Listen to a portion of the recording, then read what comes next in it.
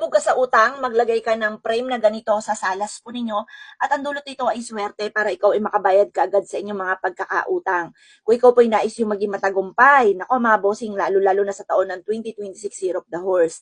Sabi nga po nila mga bossing ko, kapag po ikaw ay may problema ngayon sa pera, ay lalong titindi po yan mga bossing ko sa 2026 Year of the Horse.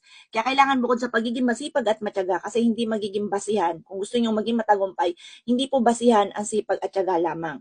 Kahit ikaw ay masipag at matyaga at ikaw ay nadadali pa rin ng kamalasan, parang walang patutunguhan ng pagiging masipag at matyaga. Kaya kailangan natin ng mga alternative na pamamaraan bukod sa pagiging masipag at matyaga. Kailangan natin ng mga ganitong mga pamamaraan ng pang-attract ng swerte, mga bossing. Ito pa mga bossing ko, nilagyan ko ng lucky coin, mga bossing, yung lucky coin.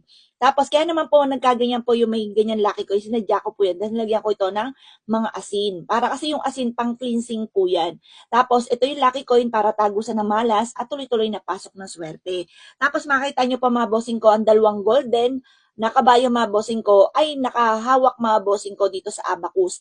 Ang abacus ay isa sa mga pinakamaswerte pagdating sa usapin ng pera. At ang golden ay sumisimbolo ng kasaganahan at ang kabayo ay pabibigsin nito ang takbo ng magandang kapalaran.